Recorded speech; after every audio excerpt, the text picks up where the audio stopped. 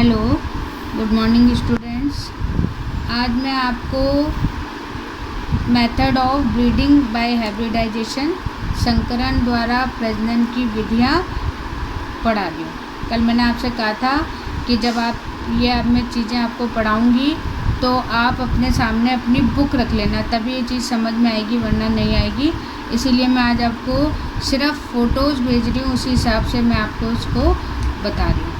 अब यहाँ पे देखो, आपके बुक में 4 मेथड हैं। पहला है वंशावली मेथड, जैसे बोलते हैं पेडिग्री मेथड। सेकंड है पुंज मेथड या बल्क मेथड। तीसरा है अपने पास में प्रतीप संकरण यानी बैक क्रॉस मेथड। और चौथा है बहुसंकरण विधि या मल्टीपल क्रॉस मेथड। तो आज जो अपन है वो 2 मेथड मैं आपको करा रही हूँ।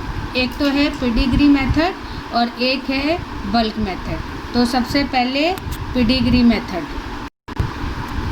फर्स्ट इसमें जो है आपकी पेडिग्री मेथड। अब ये जो पेडिग्री मेथड है ये सबसे पहले H.H. लॉवे ने 1927 में दी थी।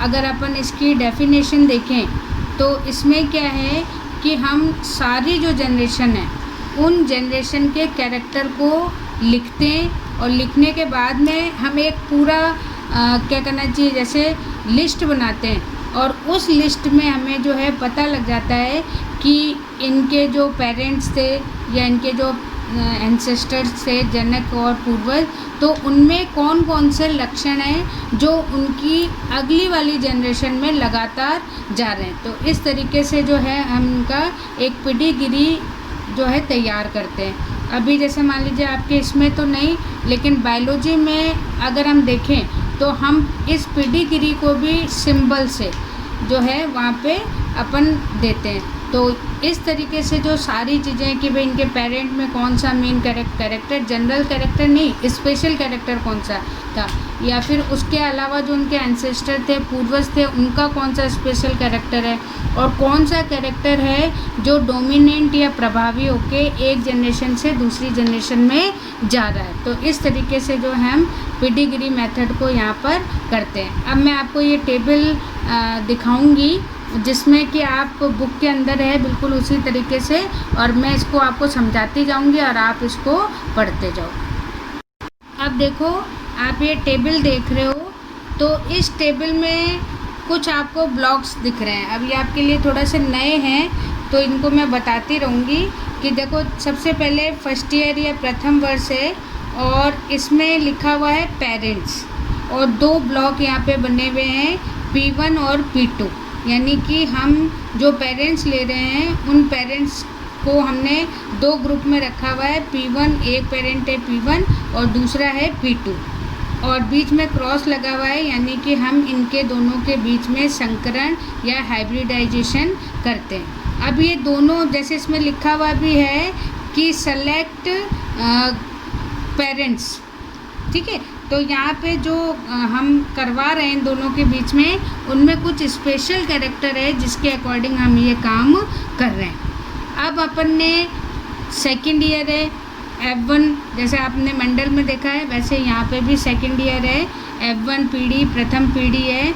और इस पीढ़ी में हमने इसको एक ब्लॉक से दिखा रखा है, और इसके है कि जैसे मान लीजिए जब हमें F1 पीढ़ी मिल जाएगी, F1 मतलब कि हमें P1 और P2 के बीच में जब हमने संकरण कराया तो संकरण के बाद हमें क्या मिलेंगे, सीड मिलेंगे, और उस सीड को जब हम ग्रो करेंगे, हम उगाएंगे, तब हमें F1 पीढ़ी मिलेगी।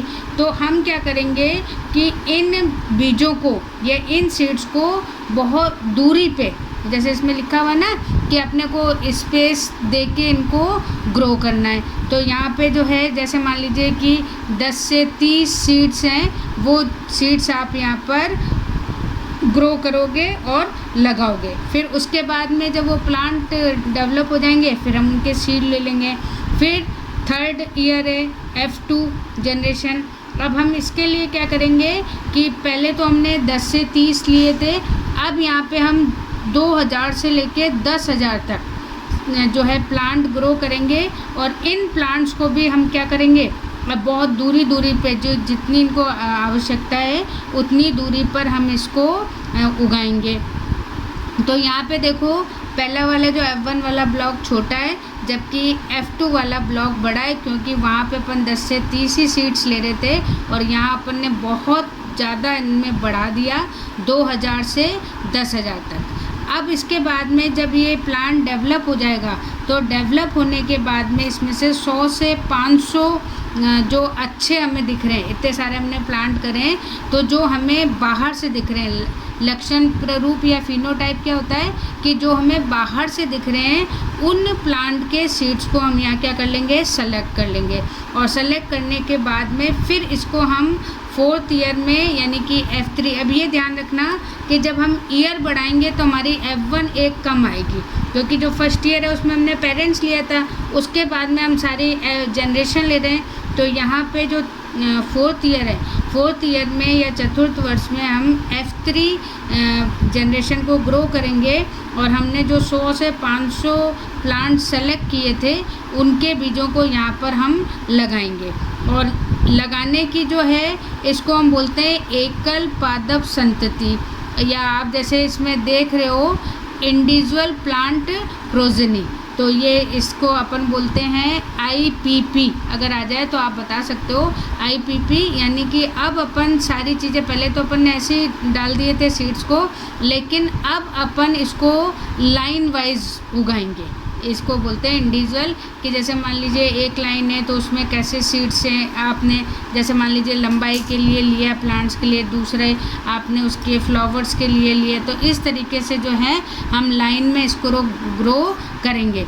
और इसमें भी जब अपने पास ये जनरेशन आ जाएगी तो उसमें से अच्छे वाले जो कैरेक्टर वाले प्लांट्स हैं उसको तो हम ले लेंगे, उसके सीड्स को तो हम ले लेंगे, और जो हमें लगता है कि नहीं हमारे लिए ये सही नहीं है उन सीड्स को हम क्या कर देंगे, अलग कर देंगे। तो हमारे पास में जो 4th ईयर है उसमें बिल्कुल वही काम अपन कर रहे हैं। और जब अपन 5th ईयर में जा रहे हैं, 5वें साल में जा रहे हैं, तो हम 4th ईयर वाला ही जो चीज़ है उसको हम क्या कर रहे हैं, रिपीट कर रहे हैं। उसी तरीके से हम सीड्स को सेलेक्ट करेंगे, अच्छे वालों को और ख़राब वालों को हटा देंगे, और वही इंडिविजुअल प्लांट प्रोजेनी के उसमें अपन इसको दूरी पर लगाएंगे। अब अपने पास में नेक्स्ट आ गया 6th ईयर, छठा वर्ष, जनरेशन हो गई हमारे पास में 5th, F5 हो गया। अब यहाँ पे देखो पहले तो अपन ने एक सिंगल लाइन ली थी, लेकिन अब अपन क्या करेंगे कि जो एकल पादप संतति है, इंडिविजुअल प्लांट प्रोजेनी है, इसको अपन अब 1 से 3 लाइन में करेंगे, यानी हमने उस कैरेक्टर को क्या कर दिया, बढ़ा दिया। तो अब यहाँ पे आपको देखो डायग्राम में आप देख रहे हो कि 3 लाइनों के ग्रुप्स बन गए, ठीक है। तो इसमें भी हम यही करेंगे कि जो अच्छे प्लांट्स हैं उनका सेलेक्ट करेंगे, और अब यहाँ पर जैसा आपके यहाँ लिखा है ना कि जो हम इसकी कटिंग करेंगे, जो हार्वेस्टिंग करेंगे, वो हार्वेस्टिंग बल्क में करेंगे। बल्क मतलब होता है समूह, तो जो अच्छे वाले हैं उनको अपन बल्क के रूप में यहाँ पर ले लेंगे सीड्स को। फिर जो 7th ईयर है जिसमें हम F6 जनरेशन ग्रो करेंगे, उसमें हम बिल्कुल जो 6th ईयर वाला है वही सारा का सारा जो है हम यहाँ पर रिपीट कर देंगे। इसके बाद में है 8th ईयर F7। अब यहाँ पर हम क्या करेंगे, जो हमने सीड्स लिए अब यहाँ पे हमारी टेस्टिंग चालू हो जाएगी, ठीक है ना। और टेस्टिंग में क्या है, प्रोजेनी यील्ड ट्रायल, तो इसको आप शॉर्ट फॉर्म में लिख सकते हो PYT, यानी कि हमारे इसमें जैसे हिंदी में लिखा हुआ है कि चयनित संततियों का प्रारंभिक उपज परीक्षण किया जाता है। जो हमने इसको लगाया है तो अब हम इसको बल्क के रूप में करेंगे, और यहाँ पे हम इसकी टेस्टिंग करेंगे जो कि है प्राइमरी यील्ड ट्रायल, या उसको आप टेस्ट कह सकते हो, जिससे हमें पता लग जाएगा कि हाँ भाई ये हमारा कितना जो हम कैरेक्टर लेके चले थे वो सही है या नहीं है।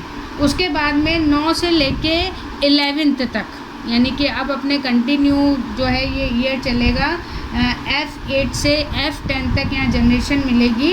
और ये सारा एक साथ ही इसलिए दे रखा है ताकि बार बार अपन रिपीट नहीं लिखें। और यहाँ पर हम फिर करते हैं CYT, यानी कोऑर्डिनेटेड यील्ड ट्रायल या टेस्ट, जिसे हम बोलते हैं समन्वित उपज परीक्षण। तो यहाँ पर आने के बाद में जो भी हम कैरेक्टर लेके चलें उसका फाइनल टेस्ट होता है, और जब ये फाइनल टेस्ट में सही हो जाती है तब हम 12th ईयर में यानी F11 में इन सीट्स का मल्टीप्लिकेशन करते हैं। अब देखो जो सबसे लास्ट में आपको बॉक्स दिख रहा है, इसमें बहुत सारी जो है आपको डॉट डॉट दिखाई दे रहे हैं। इसका मतलब अब अपन इसको बहुत बड़े रूप में जो है इसका मल्टीप्लिकेशन या गुणन करेंगे, और ये सक्सेस होने के बाद में अपन इसको डिस्ट्रीब्यूट कर देंगे। तो इस तरीके से जो है ये पेडिग्री मेथड आपका कंप्लीट हो जाता है। अब अपन जो है अब देखो अपन सेकंड मेथड यहाँ पर स्टार्ट कर रहे हैं, बल्क मेथड, या जिसे बोलते हैं पुंज। बल्क मतलब पुंज, या इसका मतलब समूह या ग्रुप आप कह सकते हो। और ये जो प्रोसेस है, इस प्रोसेस को सबसे पहले नियल्सन एहले ने 1908 में दिया था। और यहाँ पर भी इन्होंने क्या करा था कि अच्छे जो कैरेक्टर है उन कैरेक्टर को यहाँ पे इकट्ठे किया, और इकट्ठा करके उसकी बल्क के रूप में या समूह के रूप में यहाँ पे उसकी ब्रीडिंग की। और जब ब्रीडिंग करने के बाद में नेचुरल सिलेक्शन भी किया, आर्टिफिशियल सिलेक्शन भी किया, और उनका एवोल्यूशन करके बहुत अच्छी जो कैरेक्टर हैं उन कैरेक्टर को इन्होंने मल्टीप्लाई किया और फिर बाद में इसका डिस्ट्रीब्यूट किया। अब यहाँ पे भी मैं आपको डायग्राम दे रही हूँ, जिस डायग्राम को आप बुक में भी देखते रहो और इस डायग्राम के अकॉर्डिंग भी इसको करते रहो। अब देखो अपन बल्क वाला देख रहे हैं, तो देखो ये सारी जितनी आपकी ये हैं सारी की सारी स्टार्टिंग वहीं से होती हैं, बस आपको बॉक्स का और लाइंस का इसमें ध्यान रखना है। अब देखो सबसे पहले फर्स्ट ईयर है, तो इसमें जो है अपन ने वही दो पेरेंट्स लिए हैं P1 P2, और यहाँ पर जो ये पेरेंट्स हैं वो पेरेंट्स अपन ने सेलेक्ट किए हैं अच्छे कैरेक्टर, जो भी कैरेक्टर हमें लेके चलना है उसके लिए। फिर उसके बाद में सेकंड है F1 जनरेशन, इनके जो पेरेंट्स हैं इनसे जो अपने पास में सीड्स कलेक्ट हुए उन सीड्स को अपन ने ग्रो किया, और यहाँ पे भी अपन ने डिस्टेंस इसमें मेंटेन किया है। और मेंटेन करने के बाद में जो इसके सीड्स हैं उन सीड्स को अपन एक बल्क में या समूह के रूप में इसमें ले लेंगे। यहाँ पे भी अगर अपन नंबर देखें तो वही यहाँ पे ये मान के चलो 50 तक अपन ने लिए, फिर उसके बाद में उसको हज़ारों में जो है 10,000 के आसपास अपन इसको ग्रो करेंगे।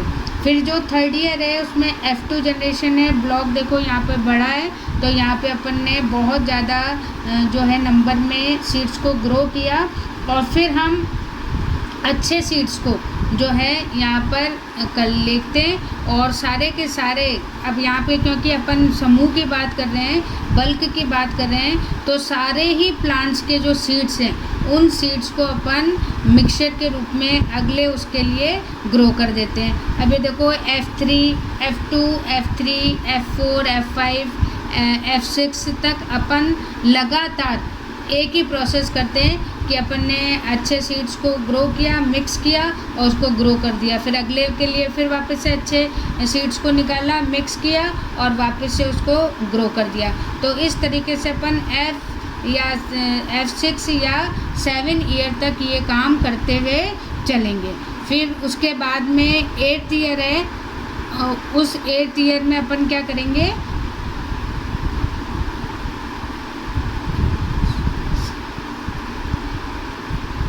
एट्थ ईयर में अपन क्या कर लेंगे कि जो अपने पास में नंबर है उस नंबर को अपन ज़्यादा बढ़ा देंगे। जैसे आपके बुक है तो इसमें 30 to 35,000 जो है प्लांट्स को अपन ग्रो करेंगे, और इनमें से हम मुश्किल से 500 to 5,000 प्लांट्स को अपन सेलेक्ट करेंगे, उनके सीड्स को लेंगे और उन सीड्स को वही अपन प्रोसेस करेंगे लाइन वाइज, जो है अपन एकल पादप संतति या इंडिविजुअल प्लांट अपन लगाएंगे। जहाँ पे आपको ऐसी लाइंस दिख रही है उस लाइंस के अकॉर्डिंग आप इसको ग्रो करोगे, और फिर उसके बाद में जो है इससे जो अपने पास में सीड्स आएंगी उन सीड्स को अपन सेलेक्ट करेंगे और सेलेक्ट करके अलग अलग रखते हुए जाएंगे।